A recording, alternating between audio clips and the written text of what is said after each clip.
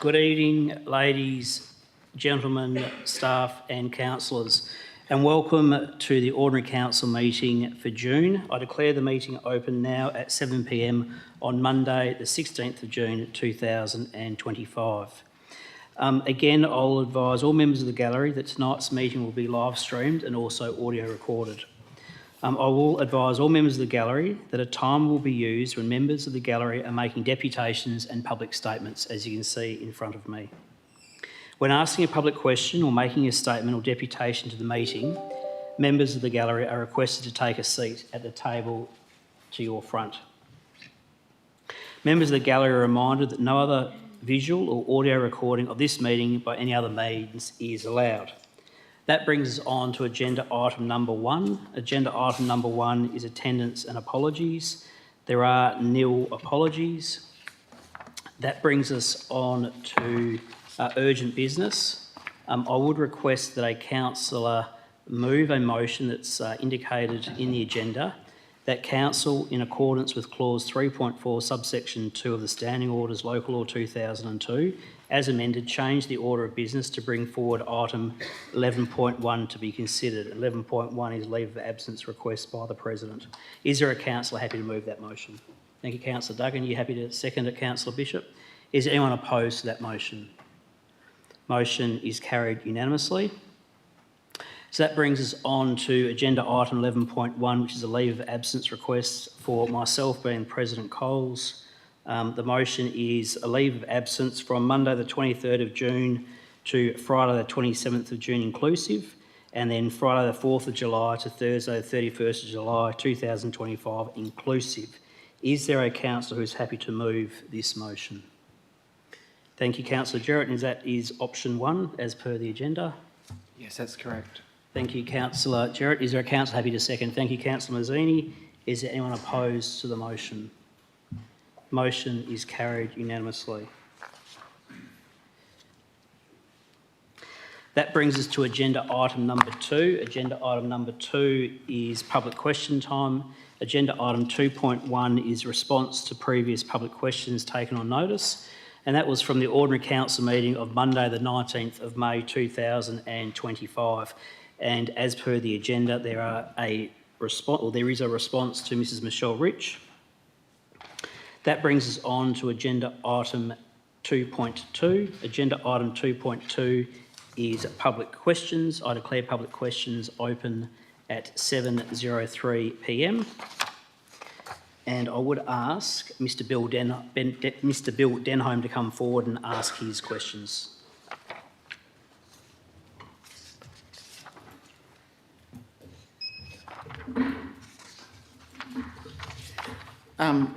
Thanks, Councillors. Bill Denham, Caracup.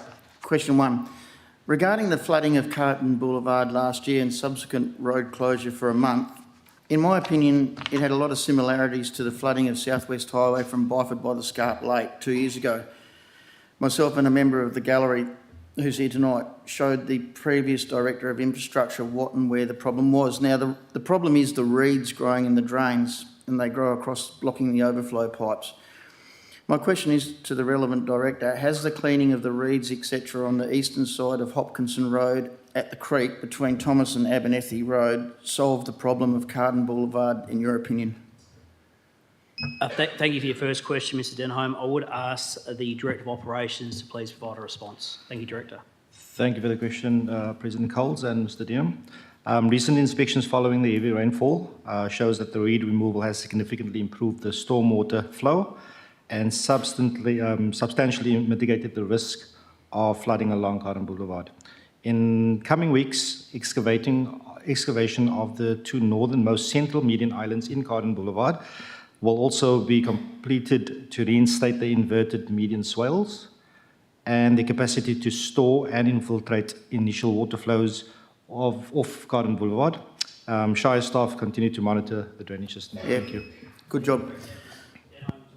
Yep. And I'll just the recording, so I didn't have my microphone turned on. Would you like to ask your second question, please, Mr Denholm? No problems. Probably to the Director of Planning. Word in the community is that Dolly Road will now go through to Cardup Siding Road. Who pays for this, the Shire or developer? Because I think the state government should be up as it's caused by the Tonkin Highway. Could some explanation be provided? Because I know a lot of people listen to the council meetings. So an explanation, please. Thank you for your second question, Mr Denholm. I would ask the Director of Development Services please provide a response. Thank you, Mr President, through yourself, and thank you for the question.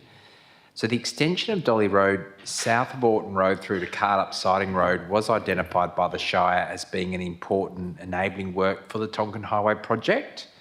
So in terms of background, this goes back nearly 5 years, this was identified as part of work the Shire did in helping identify a range of connectivity and accessibility issues associated with the Tonkin Highway project and how the project could best address these.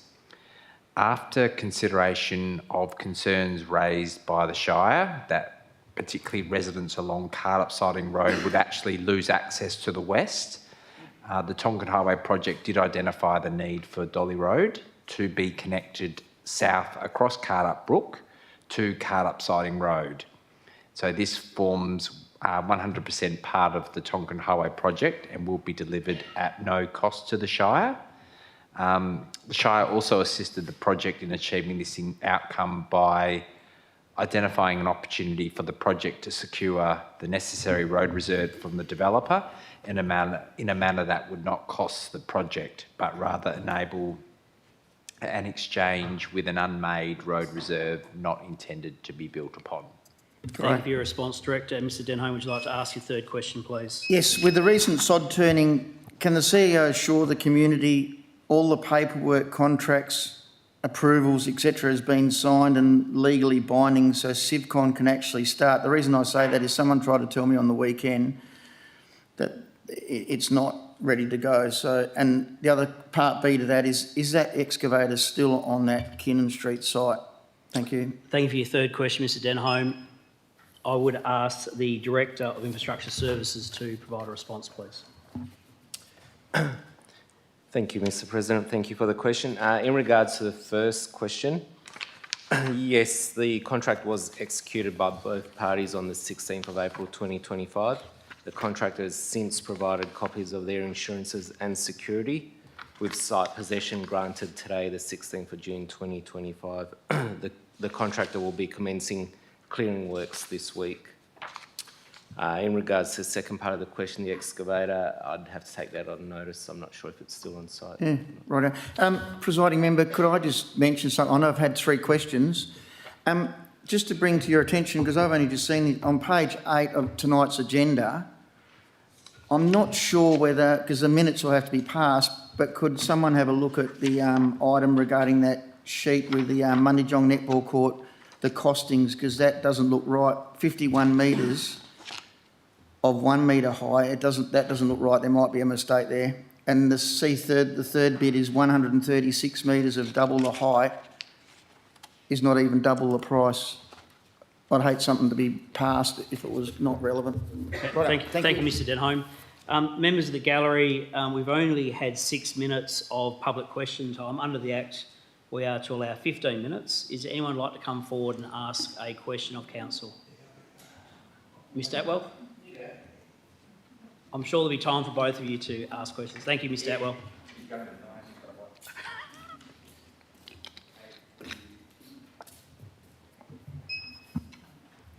David Atwell, Mundijong. My first question follows on from Mr Denham's original question about the drainage. I know doing a little bit of drainage up there is probably relieve that problem, but unless drainage is done further, like down to the Serpentine River, the main drains, the Peel, the Birriga, the Oaklands, then what you're doing up there is just a waste of time because it's all going to flood back again eventually. So I'm wondering, what is the Shire actually doing about drainage per se on a large scale? Because these big drains have been neglected for many years and now contain large trees, etc. If someone doesn't do something sooner or later, the whole thing is going to go to crap. Yeah, thank you for your question, Mr Atwell. I'm just wondering whether the Director of Operations would be in a position, or if not, Director of Infrastructure Services. And if, gentlemen, if you can't answer tonight, we'll take it on notice. We'll take it on notice. Thank you for the question, Mr Atwell. Would you like to ask another question? No. Thank you. Thank you. Mr Cox, would you like to come forward and ask a question?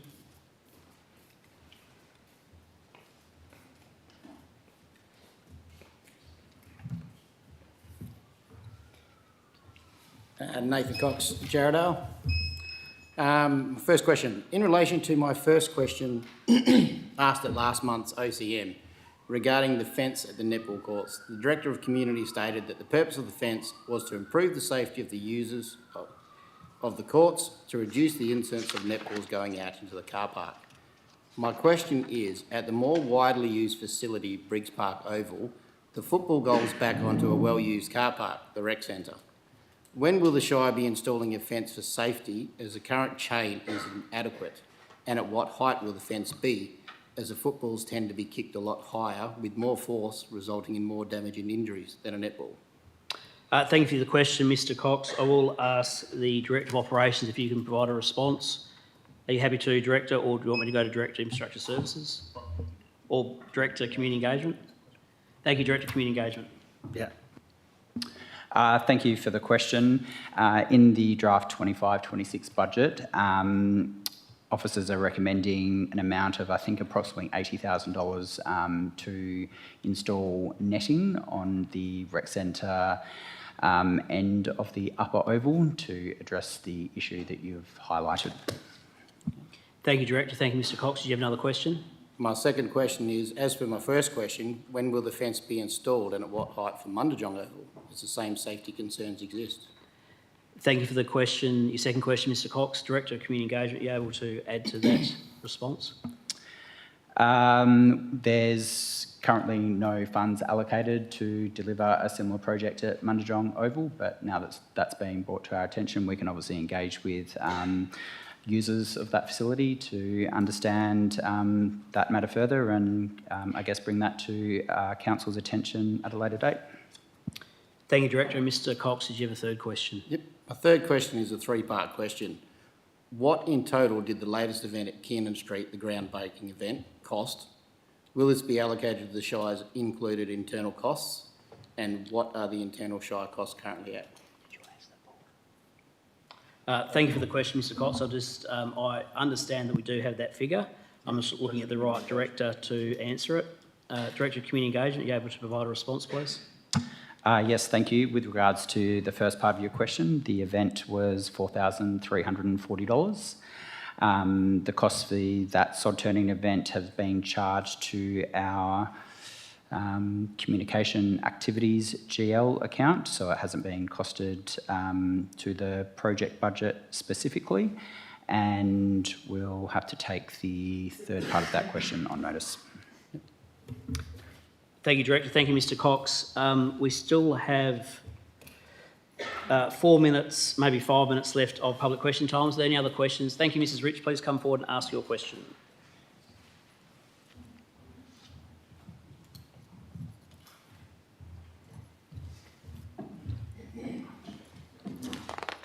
Good evening, councillors and officers. I have a subsequent question following on from the response to my second question, which is published in the agenda tonight from the last council meeting. In part, the response states roads and maintenance completed, Mundijong Road, Patterson Road westbound to King Road and King Road to Patterson eastbound, Carnup Road, Serpentine Pony Club westbound to Yangetti Road and Yangetti Road to the Pony Club eastbound.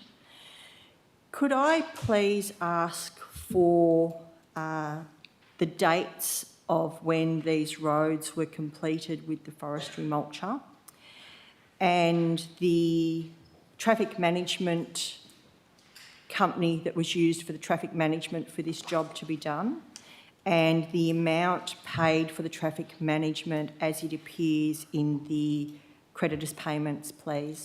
Thank you, Mrs Rich. Those three questions, they will be taken on notice.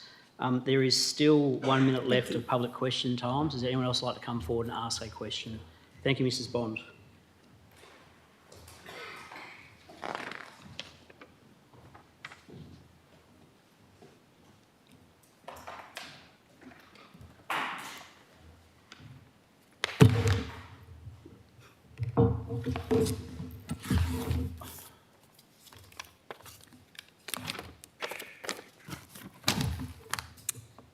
What has been the cost of the feasibility study for the SJ Pound? How will this project be funded?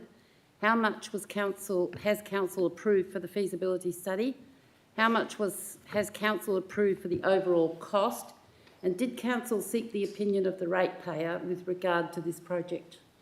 Thank you for your question, Mrs Bond. Director of Development Services, are you able to provide a response to that question from Mrs Bond? Thank you, Director. Thank you, Mr President. Thank you for the question. Probably easier if we break it down. So the first question was the total cost of the study, if I recall. Of the feasibility study. Okay. I can certainly locate that if you're wanting to give me a few moments.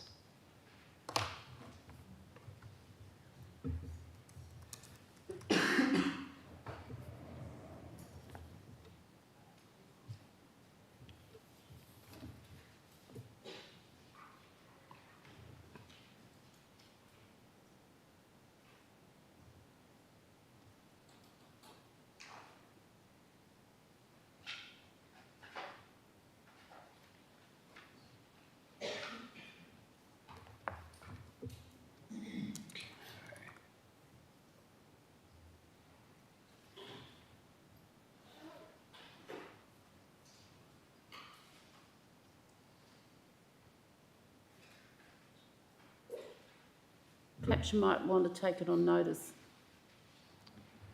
I'm certainly happy to take all the questions on notice. I do have that number, but it's just about pulling that up from when it was awarded a few months ago. Happy to take them on notice. Yeah, thank you, Director. We did receive a briefing, Mrs Bond, maybe it was a few months ago in regards to that. So the Director will be able to find the answer.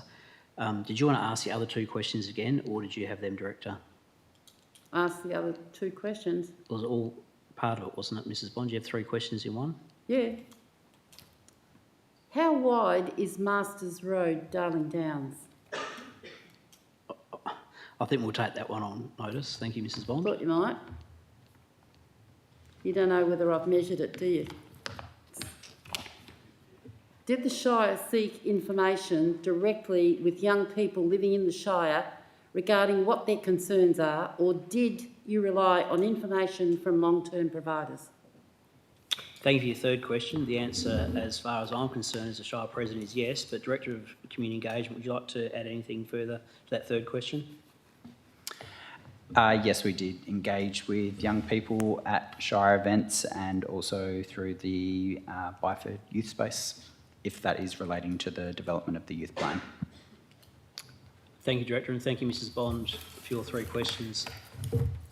That is now 7:18 p.m, so 15 minutes has expired for public question. Is there anyone else in the gallery that would like to ask a question?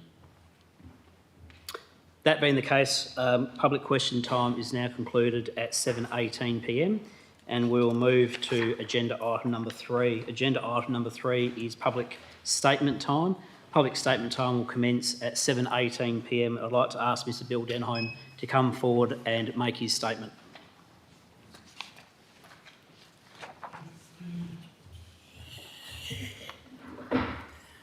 Bill Denham, Caracup. Firstly, something positive. From the SJ Netball, we would like to publicly thank the facilities booking officer from the operations team, I think that's the right title, for coming down to the netball and the junior AFL football on Saturday to check everything was running smoothly and cohesively. It was much appreciated, as we don't see Shire officers down there much during competition. As it was, the whole netball building tripped off, so we had no power at all while she was present. So now we have a Shire officer who understands fully the problem. This has been a regular occurrence this year of total power outage, so thanks again to that officer. Regarding my third question, the sod turning ceremony, I and many others find it hypocritical that a councillor on Wednesday, March the 5th, 2025, at the special council meeting, agenda item 6.1, voted against Kiernan Street project Part 1A being awarded to a successful tenderer, and yet was prominent in the photo opportunities provided at the sod turning on Thursday. Remembering we have a local government election in October this year. On that, because I stand in the canteen Saturday mornings, I'm amazed at the number of people that actually pay interest in council meetings. The community members watch the meetings apparently on YouTube, and I regularly hear discussions regarding the council meetings on video, so I think that's a good thing. All right, thank you. Thank you. Hopefully it's positive comments, Mr Denholm.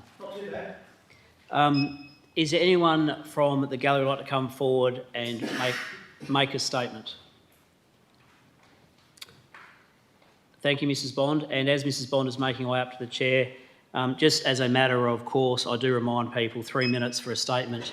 And again, in accordance with our standing orders, please do not make the statements derogatory towards any staff member or councillors. Thank you, Mrs Bond.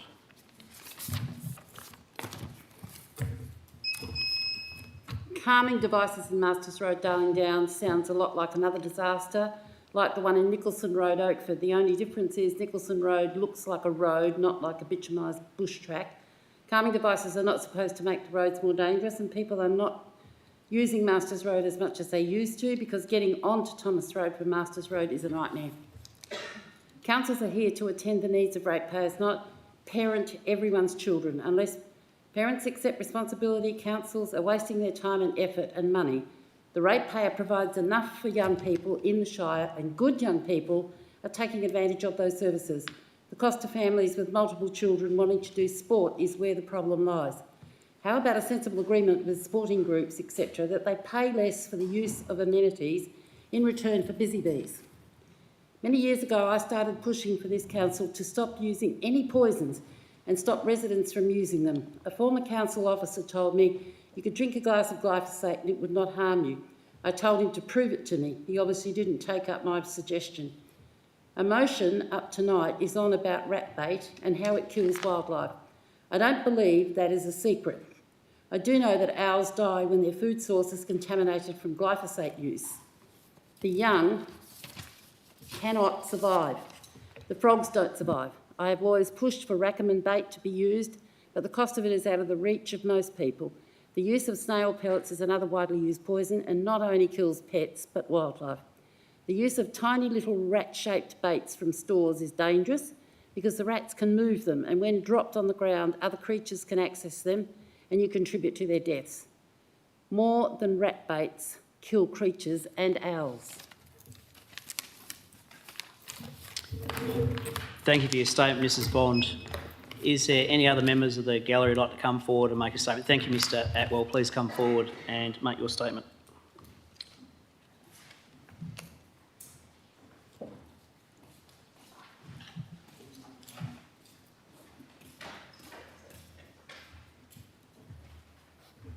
Yeah, I was going to actually elaborate on the rat baiting, but Mrs Bond seems to have covered that quite well. Sorry, Mr Atwell, just for the recording, can you please...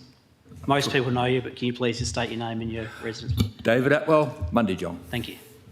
As I said, I was going to talk about rat baiting, but Mrs Bond seems to have covered that pretty well, although I think that baiting is not necessarily the biggest problem. I think a four-legged things called a cat are a bigger problem than rat baits, personally.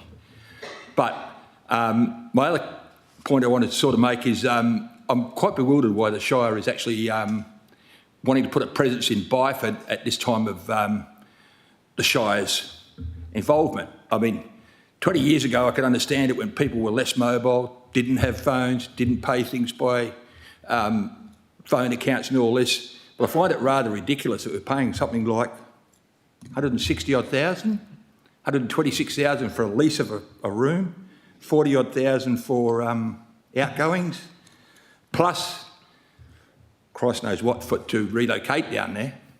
And I just really, as I said, I cannot understand why you would divide the area by putting a new council presence in Byford when the whole world has mechanised itself so far now that it seems superfluous. So that's my statement. Thank you.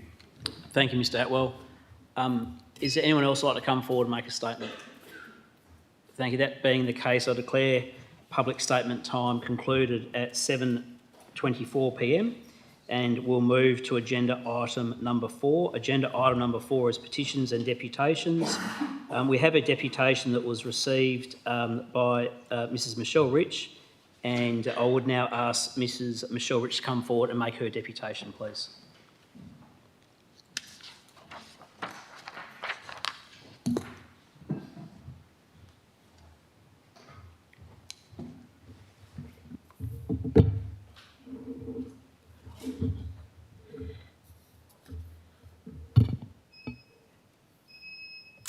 My deputation this evening is in regards to concerns regarding transparency and accountability in public communications. Good evening, councillors, officers and members of the public gallery.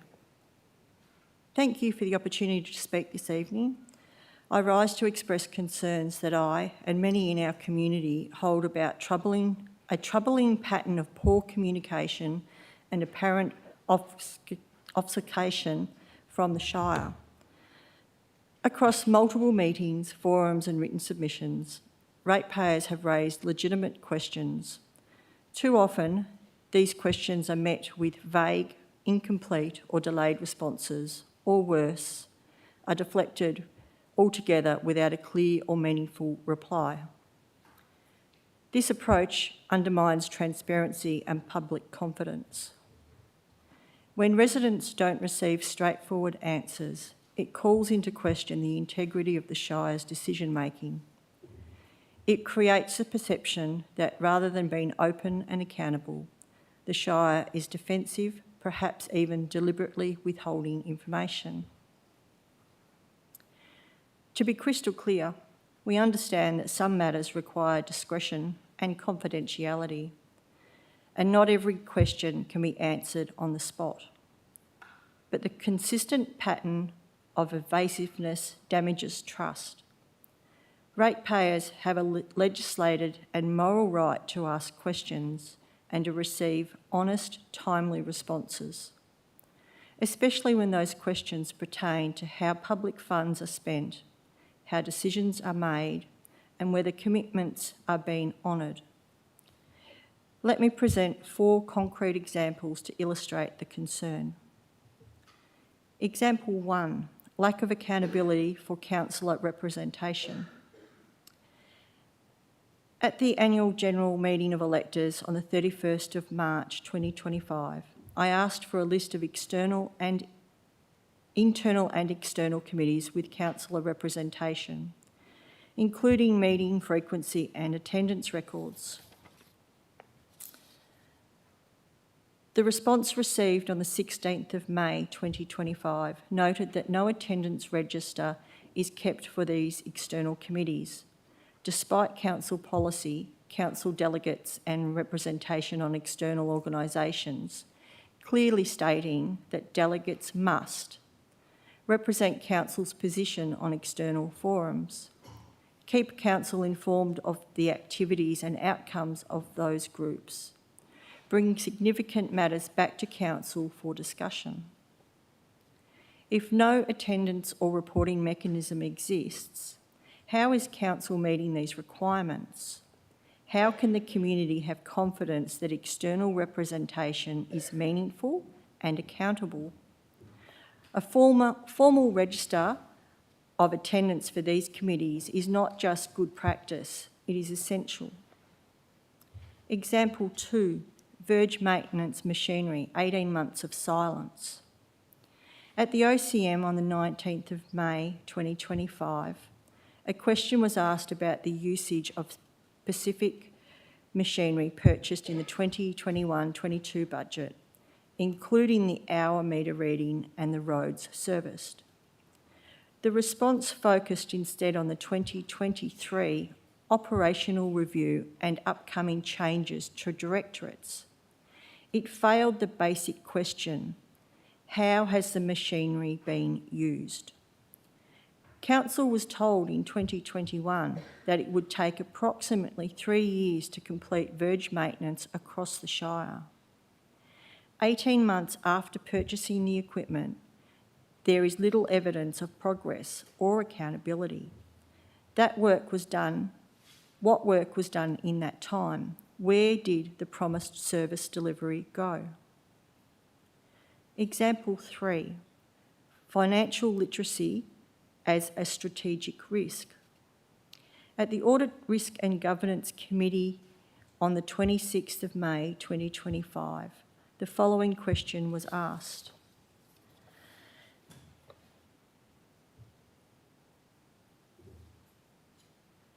Has the capability and financial literacy of elected members, particularly their ability to interpret budgets and long-term financial plans, been assessed as a strategic risk? This was a clear, direct question, yet the response did not answer it. With public concern growing over financial sustainability, it is reasonable to ask whether elected members have the skills and understanding to make informed financial decisions. Dodging the question only reinforces public concern. Example 4, incorrect or misleading historical statements. At the annual general meeting of electors on the 31st of March 2025, a question was submitted regarding past corporate communication budgets and state election commitments. The official response claimed that the Shire officers were unaware of any council-endorsed election priorities in 2017. Yet OCM 239/12/16 clearly outlines 6 strategic projects endorsed by Council for the 2017 state election. This discrepancy is not minor. It speaks to either a failure to check the public record or a dismissal of legitimate public queries. These 4 examples reflect a broader issue, a Shire that increasingly appears closed, evasive and dismissive of community input. Transparency is not optional. Community trust cannot be taken for granted. I respectfully urge Council to take the following actions. 1, ensure all public questions receive timely and substantive responses. 2, establish a formal register of attendance and reporting for the external committee representatives. 3, assess and report on the financial literacy of Council as a collective decision-making body. 4, commit to accurately in public records and responses. The community is watching and we ask for honesty, transparency and accountability. Nothing more, nothing less. Thank you for your deputation, Mrs Rich. I'd now like to ask Mr Alex Watson regarding item 10.1.10, adoption of modifications to Amendment 7, Development Contribution Plans, to please make your deputation. Thank you, Mr Watson. Thank you, President Coles, for that introduction, and good evening to yourself and the councillors and the staff. At CLE Town Planning and Design, my employer acts for parcel property on their Beanyup Grove project in Byford, which is a contributor to DCP numbers 1 and 4. We're in favour of the Shire keeping its DCP regime up to date, and we appreciated being consulted on this amendment. However, we would like to draw the councillors' attention to a number of aspects of these DCPs that we consider do not meet some of the principles for DCPs established in the relevant state planning policy. There are also aspects that don't reflect actual experiences across the Byford urban area. The total cost of contributions for lots at Beanyup Grove is now proposed to be $17,308 under DCP1 and $2,578 under DCP4 for a total of $19,886.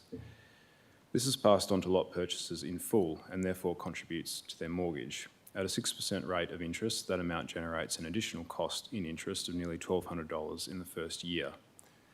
This is another impost in an area with a relatively high proportion of first home buyers and young families. These purchasers benefit from the infrastructure provided through the DCP. However, it is imperative that the costs levied through the DCP are kept to a minimum. With this in mind, we wish to draw the Council's attention to 3 items that should be reconsidered for this DCP. Firstly, the Orton Road level crossing. Secondly, the Shire's project management costs. And thirdly, the Orton Road resource enhancement wetland. Firstly, the extension of Orton Road to South Western Highway, creating a link between that and Tonkin Highway, is shown on the Byford District Structure Plan as a regional distributor. The need for this extension does not arise solely from the DCP area, but rather regional traffic flows, making it unsuitable for inclusion in the DCP for reasons of need and nexus. It is also problematic because this item was added to the DCP nearly 10 years after the DCP began, which creates issues in terms of certainty and consistency and necessitates the expenditure of Shire funds to cover contribution costs that would otherwise have been levied at the subdivision stage. We wish to make particular reference to the inclusion of an at-grade railway crossing in this item. We are strongly of the view that this undermines the principle of certainty required for DCPs, as it is unlikely that a level crossing will ever be approved in this location. Significant effort and cost are being invested Australia-wide in the removal of level crossings in both metropolitan and rural areas for reasons relating to functionality and safety. The addition of a crossing on a new regional road is not a realistic prospect, and it should not be assumed as a DCP item. It is at best premature. Secondly, the relevant state planning policy enables local governments to include administrative costs in DCPs, which can be considered to include project management costs. However, in this case, we believe that the rate applied to cover these costs is too high at 18%, and the applicability by project is unclear. We're concerned that this estimated cost is based only on recent examples of the Shire's non-DCP projects and does not appear to reflect a broader cost estimate. The rate is also higher than the industry's experience. Parcel has advised that the project management tasks undertaken by civil engineering firms through design and superintendency are charged at between 6 to 9% of the costs, significantly lower than the 18% as proposed. We therefore wish to request that this item not be included in the DCP until the rate is further tested and the project applicability clarified. Thirdly and finally, landscaping of the buffer to the Orton Road Resource Enhancement Wetland, which relates to Cardup Brook, has an associated cost of $2,135 per lot. We do not believe that the inclusion of this wetland item is appropriate for the DCP, as the relevant state planning policy excludes rehabilitation works for wetlands. Whilst Parcel supports a positive environmental outcome for Cardup Brook, the need for the rehabilitation works are not generated by the Byford Urban Precinct, and their costs should therefore be met through alternative sources of funding. If the wetland is, as suggested in the amendment, a regionally significant ecological and environmentally sensitive corridor, it would be appropriate for funding to come from elsewhere, potentially through state or Commonwealth assistance. Aside from those 3 items, we wish to draw the Shire's attention to a missed opportunity in this DCP to provide funding for street trees as part of local roadworks. DCP 1 contains various road items that include costs for land, bulk earthworks, intersections, drainage, shared paths and utility services, but does not include costs for landscaping, irrigation or tree planting. In an era where urban tree canopy is receiving nationwide attention, landscaping, irrigation and tree planting should be an indispensable part of roadworks, along with the other items mentioned. The Shire's urban and rural forest strategy for the period 2018 to 2028 summarises a number of benefits associated with an urban forest. Among other things, it mentions biodiversity and habitat, air quality, ground and stormwater management, local amenity, sense of place, urban heat island management and traffic management. With these in mind, it follows that the establishment of street trees should be encouraged as a standard inclusion for streetscape designs. Where a road is a DCP road, landscaping, irrigation and tree planting should be part of the specification. Parcel have advised that the funds paid from DCP1 for roadwork are often insufficient to cover the actual completion cost, and part of that shortfall is attributable to landscaping, so there is a demonstrated need for a policy response. To conclude, the purpose of this deputation has been to raise our concerns about the Orton Road extension and level crossing, the project management cost assumption and the rehabilitation costs associated with Cardup Brook, and to request the inclusion of costs for streetscaping and street trees as standard inclusions for a DCP road. This, we consider, will assist the Shire to achieve its objectives for urban tree canopy and better reflect the costs incurred in the construction of DCP roads. Thank you, and happy to take any questions if there are any. Thank you, Mr Watson, for your deputation. Does councillors have any questions for Mr Watson? Thank you, Mr Watson. Okay, thank you.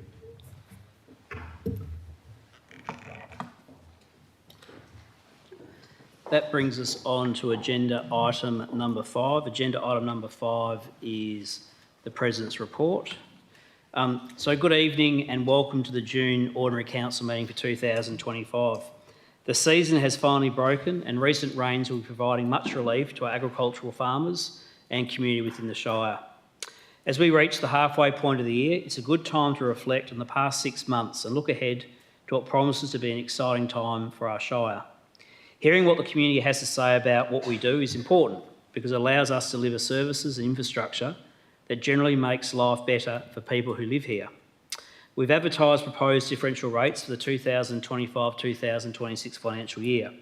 I encourage residents and ratepayers to provide feedback during this consultation as we work to balance the need for ongoing services and infrastructure with affordability of our ratepayers. It's great to share that the Cargoditch Road has finally reopened following significant upgrade works. Thanks to our community, particularly local residents, for their patience while these important upgrades were underway. A special thanks must be made to the team involved in delivering this project, which will make our community so much safer and more connected.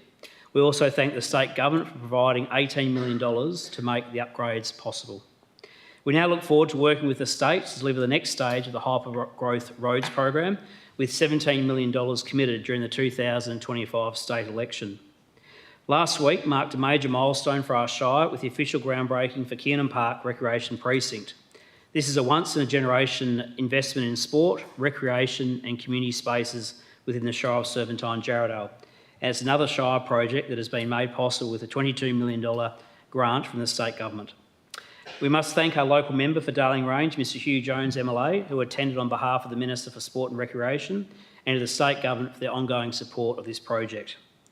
At the end of May, we recognised National Reconciliation Week, and thank you to everyone who participated in the community cultural art workshops facilitated by local Noongar artist Fiona Ridey of Digina Carl Dreaming Aboriginal Art. We also, in addition to the library's regular services program, in May the library team partnered with Julia Clark to deliver a 4-week Zen with Yarn crocheting project. As we all know, volunteers are the backbone of our community. As my laptop turns off, just bear with me.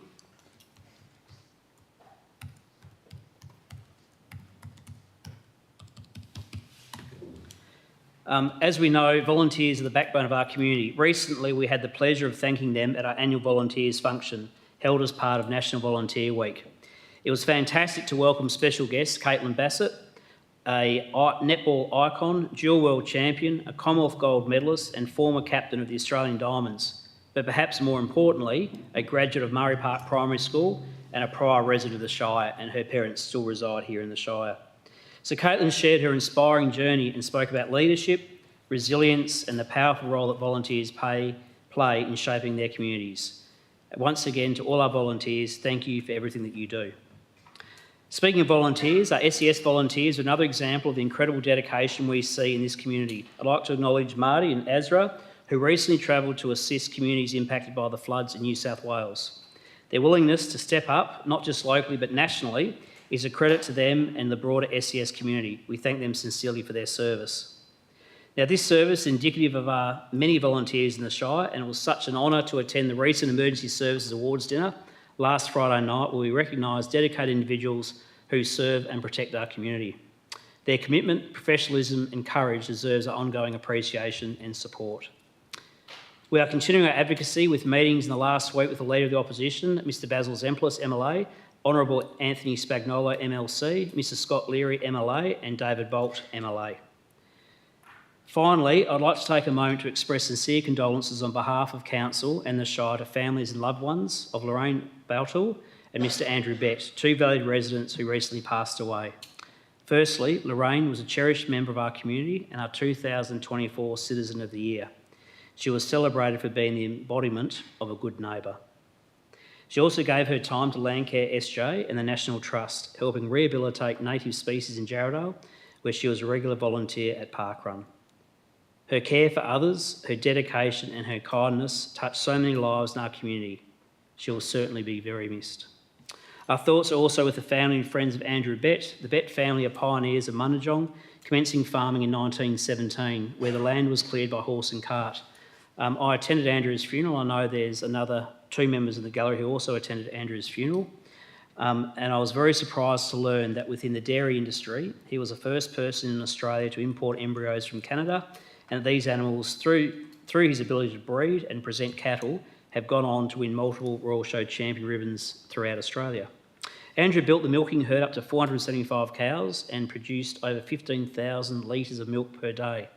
Andrew and his father recognised the need for a high school within the Shire and so saw the very generous gift to the community of 17 hectares of land to provide a home to Serpentine Jarrahdale Grammar School, which is now known as Court Grammar. Andrew's legacy, both within the Australian dairy industry and the Shire, will be deeply missed, and we extend our sincere condolences to his family at this difficult time. It really is the people of the Shire of Serpentine Jarrahdale who assist us to work towards making our Shire a welcoming community where everyone feels at home. Thank you. That brings us on to agenda item number 6. Agenda item number 6, which is declaration of elected members and officers' interests, which I've received nil. You haven't received any, Mr CEO? I haven't received any, Mr President, but if anyone has any declarations, they can make them now or when they become available to them. Thank you, Mr Chair. That brings us on to agenda item number 7. Agenda item number 7 is confirmation of minutes of previous council meetings.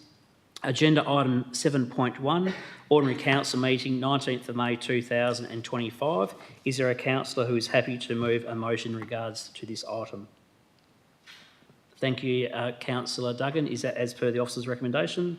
Yes, thanks. Thank you. Is there a councillor happy to second? Thank you, Councillor Bishop. Is there anyone opposed? Motion is carried unanimously. That brings us on to agenda item number 8.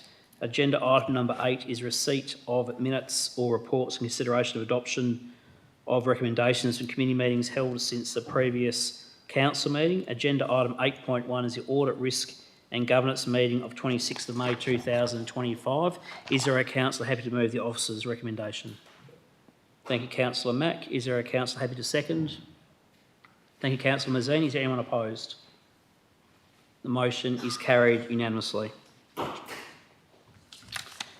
That brings us on to agenda item number 9. Agenda item number 9 is motions of which notice has been given. 9.1, notice of motion, Our Friendly Local Government Initiative. This was circulated by the Deputy President, Councillor Duggan. Councillor Duggan, would you like to move that motion? Thanks, Mr President. I'd like to move the officer's recommendation. Thank you. So the elected member's recommendation or the alternate officer The recommendation? alternate officer's recommendation. Thanks. Thank you, Councillor Duggan. Is there a councillor happy to second? Thank you, Councillor Jarrett. Is there anyone opposed to this motion? The motion is carried unanimously. That brings us on to agenda item 9.2. Agenda item 9.2, notice of motion, Masters Road traffic calming investigation. This was circulated by Councillor Bishop. Councillor Bishop, would you like to move your motion? Yes, thanks, Mr President. Thank you, Councillor Bishop. Is there a councillor happy to second this motion? Thank you, Councillor Mazzini. Is there anyone opposed? Motion is carried unanimously.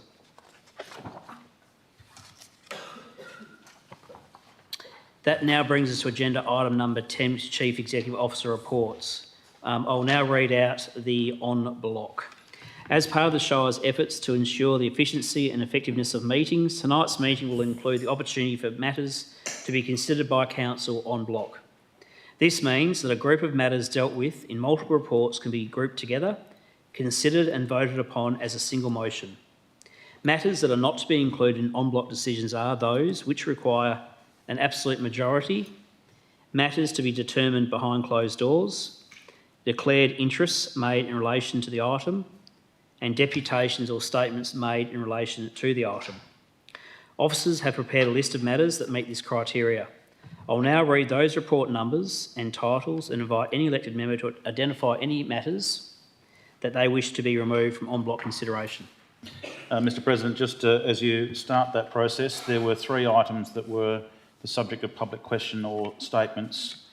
So the updated list is on the screen there rather than the hard copy for you to refer to. Thank you, Mr CEO. I will now read these report numbers and titles and invite any elected member to identify any matters that they wish to be removed from en bloc consideration. Removing a matter from en bloc does not signify objection to a matter and does not require the matter to be debated. Removing a matter from en bloc simply means that the matter is to be considered separately. The matters that have been identified for consideration en bloc at tonight's meeting are as follows.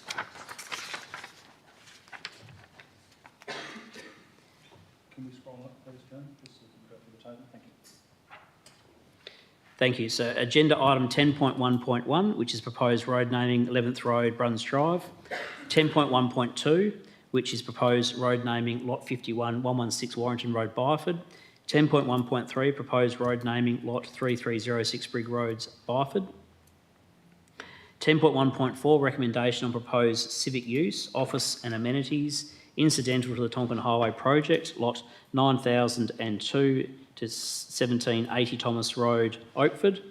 10.1.5, recommendation to state government on proposed development, Byford Health Hub. 10.1.6, proposed amendment number 3 to the Dolly Road Precinct Local Structure Plan. 10.1.7, proposed scheme amendment number 6 to the local planning scheme number 3, normalisation of lots 6 and 27 Abernathy Road being the Byford Local Structure Plan and a portion of the Glades Byford Local Structure Plan. 10.1.8, proposed scheme amendment lot 11 to local planning scheme, proposed scheme amendment number 11 to local planning scheme number 3, normalisation of the lots 61 and 62 Thomas Road and lots 59 and 60 Briggs Road, Byford, local structure plan and the Eden Life Lifestyle Community, Byford Local Development Plan. 10.1.9, which is proposed scheme amendment number 10 to local planning scheme number 3, normalisation of Byford District Structure Plan, the lot 2, number 640 South Western Highway, Byford.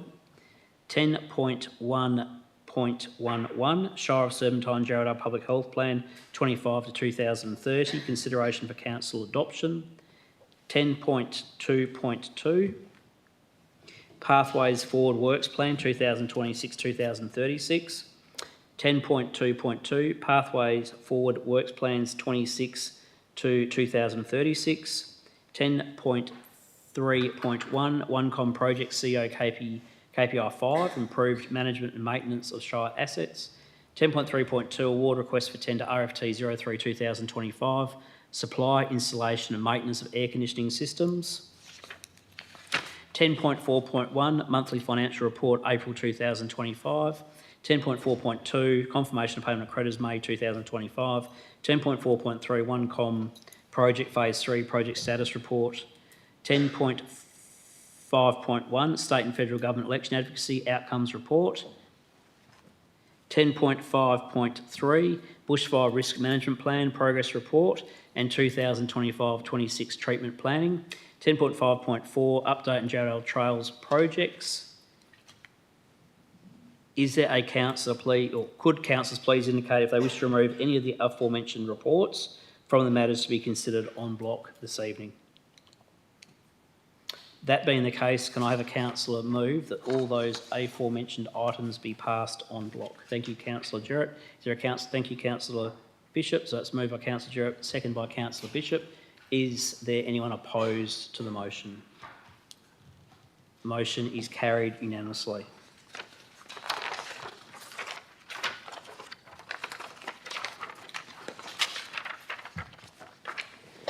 That brings us to agenda item 10.1. Agenda item 10.1 is Development Services Reports. Agenda item 10.1.1 is proposed road naming application, 11th Road and Bruns Drive. That was passed en bloc. Agenda item 10.1.2, proposed road naming application, lot 51, 116 Warrington Road, Byford. That too was passed en bloc.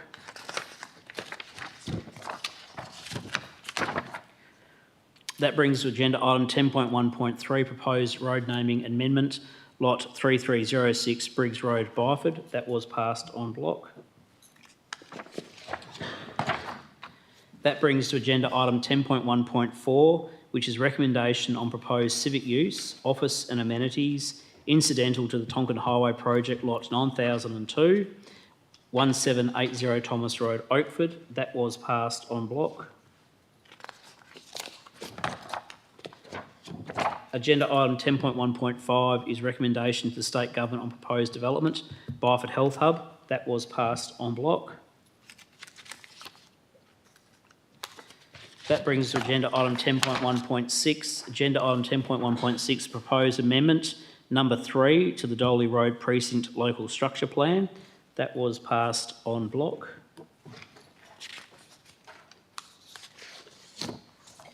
That brings us to agenda item 10.1.7, proposed scheme amendment number 6, to local planning scheme number 3, normalisation of lots 6 and 27 Abernathy Road, Byford, local structure plan and a portion of the Glades Byford local structure plan. That was passed en bloc.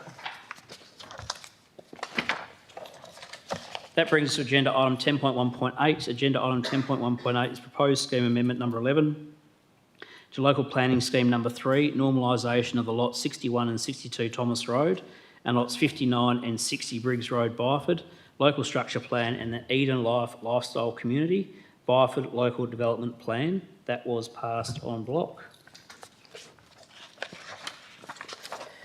That brings us to agenda item 10.1.9. Agenda item 10.1.9 is proposed scheme amendment number 10 to local planning scheme number 3, normalisation of Byford district structure plan, the lot 2 being number 640 South Western Highway, Byford.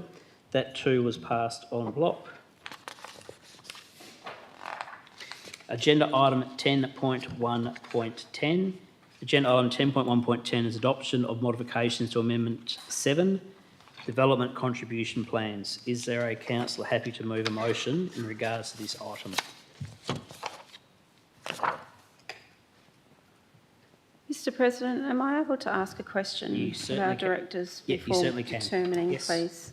I just refer to Mr. Watson's deputation, the comment about various DCP should contain roadworks, bulk earthworks for intersections, drains, share pathways, but he's saying that it does not include landscaping, irrigation or tree planting. I was under the impression that there was trees included as part of the DCP or what was provided. Could I just request for more information from the staff regarding that, please? Thank you for your question, Councillor Duggan. Director of Development Services, do you have a provide a response, please? Certainly, through you, Mr. President. Thank you for the question. So DCP roads are abutted by essentially residential estates. So if you can picture a road gets upgraded, we actually, like most of the sector, put the responsibility for the street tree on the developer of the adjoining residential allotments.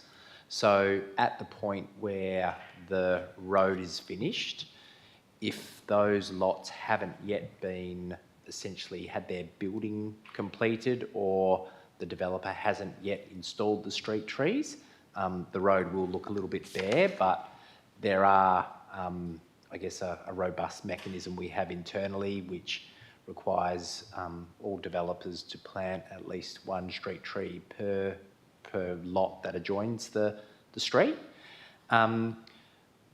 Abernathy Road's probably an example that's etched in all our minds. I think That was obviously a significantly challenging project for the Shire back in 2017, 2018. We can legitimately now ensure that rain gardens, so we've got, I think, over 50 or so rain gardens along that stretch of road, we can legitimately say, because they're a drainage function, they should have a tree in them to function as a rain garden. So we wouldn't need any changes to be able to ensure that, because we're actually classifying that as just like a drainage pipe in the ground. It would be essentially a piece of the drainage network.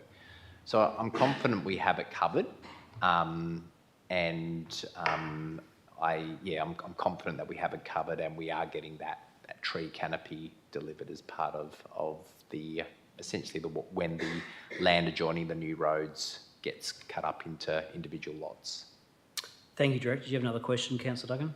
No, that answers it really well. Thanks so much, Director. I'm happy to move the officer's recommendation with that in mind. Thank you, Councillor Thanks. Duggan. Is there a Councillor Abic? Thank you, Councillor Jarrett. Is there anyone opposed to the motion? Motion is carried unanimously.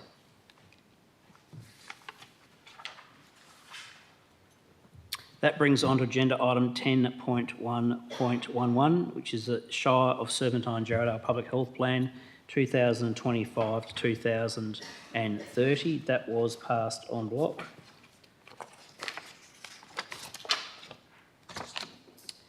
That brings us on to agenda item 10.1.12, Animal Management Facility Feasibility Study. Is there a councillor happy to move this motion? Thank you, Councillor Jarrett. That's the officer's recommendation? Yes, that's Thank correct. you. And I think you had your hand up, Councillor Duggan. You happy to second? Thank you. Is anyone opposed to the motion? The motion is carried unanimously.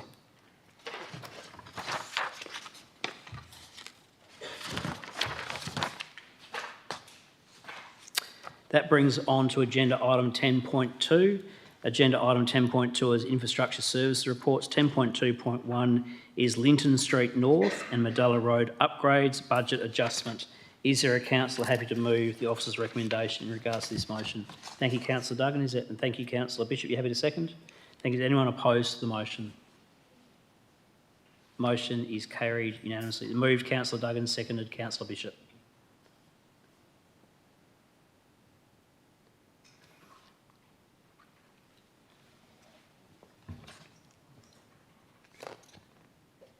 Thank you. That brings on to agenda item 10.2.2, which is Pathways Forward Works Plan 2026 to 2036. That was passed en bloc.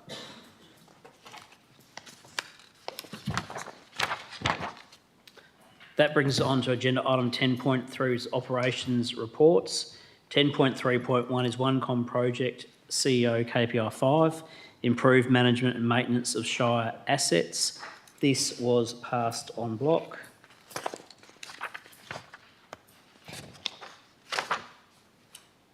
That brings us to agenda item 10.3.2, award request for tender RFT 03-2025, supply, installation and maintenance of air conditioning systems. That was passed en bloc.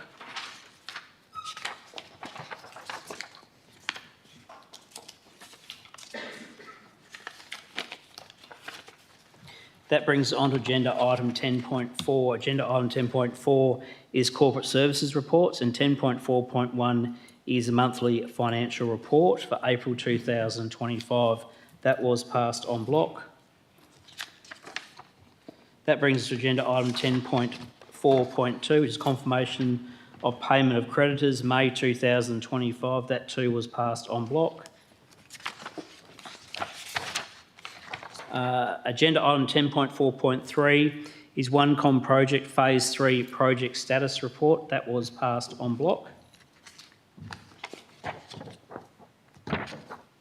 That brings us to agenda item 10.5. Agenda item 10.5 is community engagement reports. 10.5.1 is state and federal government election advocacy outcomes report. That was passed en bloc. That brings us to agenda item 10.5.2, adoption of a youth plan 2025 to 2028. Is there a councillor happy to move a motion in regards to this item?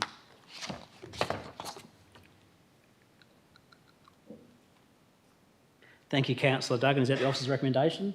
Happy to move officer's recommendation. Thank you. Is there a councillor happy to second the Deputy President? Thank you, Councillor Mazzini. Is there anyone opposed? Motion is carried unanimously.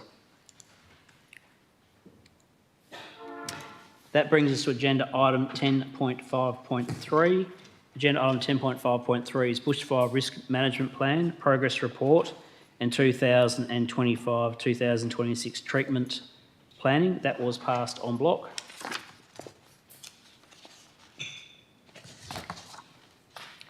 That brings us to agenda item 10.5.4. Agenda item 10.5.4, update on Jarrahdale Trails projects. That was passed en bloc.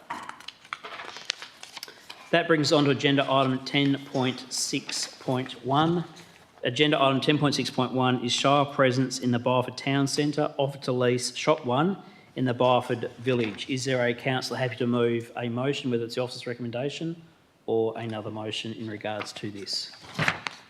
Councillor Bishop? Certainly. Thanks, Mr. President. Just to the points raised by Mr. Atwell, I take the point that there may not necessarily be a community need, but I understand that the item does address staff accommodation issues. I'm just wondering whether, obviously there's quite a significant cost fit out associated. To what extent do those costs relate to turning this facility into a customer-facing facility versus purely being staff accommodation? Thank you for the question, Councillor Bishop. I'm looking at the Chief Executive Officer. Are you able to provide a response to those questions, Mr. CEO? Yes, certainly, Mr. President. Thank you for the question. Can you just repeat exactly what it is, Councillor Bishop, that you're asking about, whether there'd be some costs regardless of those? Is that what your question is? More so whether, recognising that there may not be a distinct need for a customer centre in Byford that interacts with the public, to what extent might there be cost savings if the space was purely for staff accommodation? Oh, thank you. Okay, I understand the question. I might ask the Director of Operations to help me out with answering the question as well. But I think if you look at the table on page 11 of 13, you'll see that many of the costs there are actually costs for what would be staff accommodation and desks. And my understanding is it's only a very small or relatively small customer service counter. So many of the costs are actually going towards accommodating staff, furniture, IT equipment, security, those sort of things. I might ask the Director of Operations if you can help me out with adding any more detail to that. That is correct. Thank you very much. That is correct. The accommodation is for 20 staff, so that's where most of the funds are going to, as well as a small boardroom as well for community as well as staff, and a customer service front desk.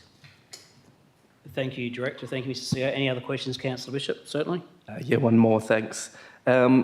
I guess the follow-up question would be what kind of level of confidence the Shire has that this is, if we look at it purely from a staff accommodation perspective, that this is one of, if not the most cost-effective solutions available to the Shire. Thank you for the question, Councillor Bishop. Again, I'll go to the CEO to provide a response. Are you happy to, Mr. CEO? Certainly happy to, Mr. President. Thank you. We've done a lot of work in this space over the many years in regards to how staff are accommodated. If Council was of a mind not to have this presence and wanted to provide additional space on this site, then it would need to be buying or leasing dongers of some sort. Finding a location for them on this site is challenging unless the oval's decommissioned. You know, the parking is at a premium around the site now.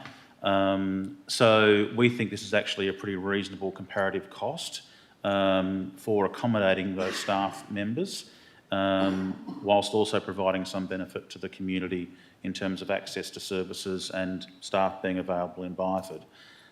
All those costs would come at a cost regardless, or if we were borrowing money to build a major addition on the building now, there'd be debt servicing costs. So that's, yeah, I think that all the options come at a cost, and this is a pretty reasonable one, we think, that also meets the needs or goes some way towards addressing some of the needs of the community as well and providing better services.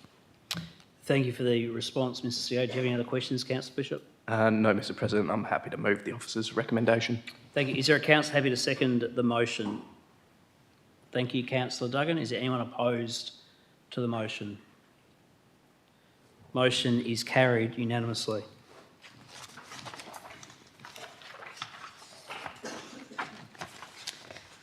That brings us on to agenda item number 11.